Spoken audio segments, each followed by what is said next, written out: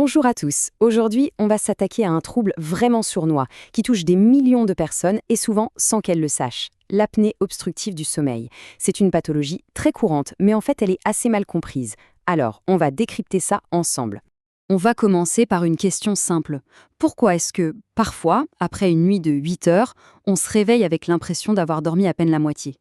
Si cet épuisement constant est une réalité pour certains, ce n'est pas une fatalité.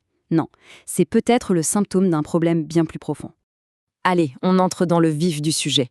Cette sensation de fatigue intense, en réalité, ce n'est que la partie émergée de l'iceberg. Elle cache un trouble du sommeil qui va bien au-delà d'un simple manque de repos. Il y a un lien de cause à effet direct entre ce qui se passe la nuit et ce qu'on subit le jour. D'un côté, on a les indices nocturnes, des ronflements très forts, des sensations d'étouffement ou même des pauses respiratoires remarquées par un proche. De l'autre, les conséquences le lendemain. Une somnolence qui ne pardonne pas, des difficultés à se concentrer, des maux de tête au réveil, de l'irritabilité. C'est un véritable cercle vicieux. Alors, qui est le coupable derrière tout ça? Son nom, c'est l'apnée obstructive du sommeil, ou ASOS. Voyons voir ce que c'est précisément. Voilà le point crucial. Le corps, lui, il veut respirer. Il fait l'effort, les muscles du diaphragme se contractent, mais l'air ne passe pas. Les voies respiratoires sont physiquement bloquées. C'est un peu comme essayer de boire avec une paille complètement écrasée. C'est ce conflit, cette lutte interne, qui définit l'apnée obstructive du sommeil. Et ce phénomène se produit en boucle, dans un cycle infernal qui peut se répéter des centaines de fois par nuit. Tout part du relâchement des muscles de la gorge. Les parois s'affaissent et hop, l'air est bloqué. Conséquence directe, le taux d'oxygène dans le sang plonge. Le cerveau, en état d'alerte, sonne l'alarme et provoque un micro-réveil pour forcer la reprise de la respiration. Ça repart souvent avec un grand halètement et dès que le sommeil revient, le cycle recommence. Mais pourquoi ça n'arrive que la nuit? En fait, c'est purement physiologique. Quand on est éveillé, nos muscles ont un certain tonus qui garde la gorge bien ouverte. Mais pendant le sommeil, ce tonus musculaire diminue énormément. Et c'est pendant le sommeil paradoxal, la phase des rêves, que ce relâchement est à son maximum. C'est ce qui rend cette période de la nuit particulièrement propice au blocage respiratoire. Bon, maintenant qu'on a compris le mécanisme, parlons de l'impact. Parce qu'il faut bien comprendre une chose, l'apnée du sommeil, ce n'est pas juste une histoire de fatigue. C'est un stress énorme, constant, qui est imposé à tout l'organisme. Cette citation le résume parfaitement. L'impact n'est pas juste localisé dans la gorge, non, il est systémique, c'est-à-dire qu'il touche tout le système, le cœur, le cerveau, le métabolisme. Chaque organe finit par payer le prix de ces nuits sans oxygène.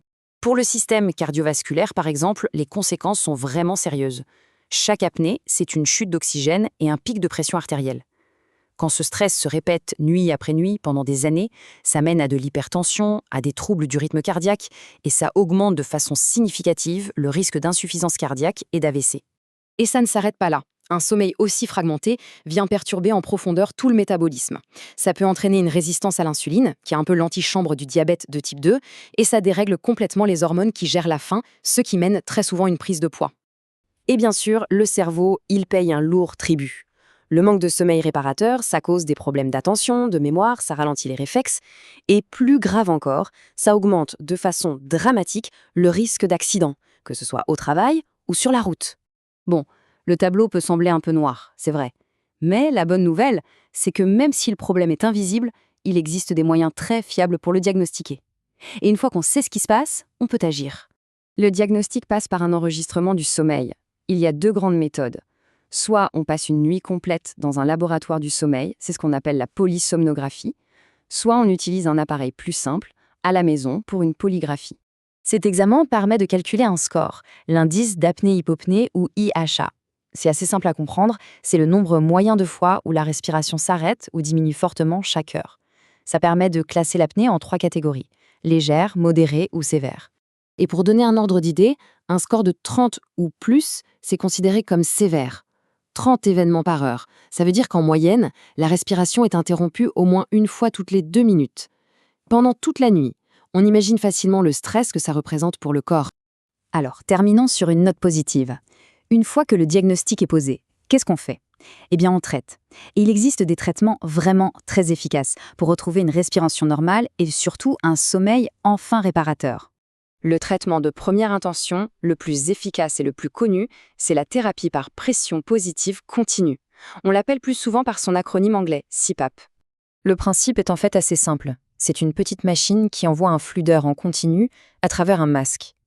Cette pression d'air agit comme une sorte d'attelle pneumatique, une attelle invisible et qui empêche physiquement la gorge de se refermer. C'est une solution mécanique à un problème mécanique. Résultat, les apnées disparaissent, l'oxygène reste stable et le sommeil peut enfin faire son travail.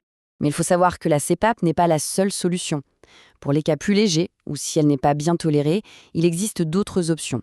Par exemple, des orthèses qui avancent la mâchoire pour dégager l'arrière-gorge, des dispositifs pour ne pas dormir sur le dos, et bien sûr, la perte de poids qui peut parfois radicalement changer la donne.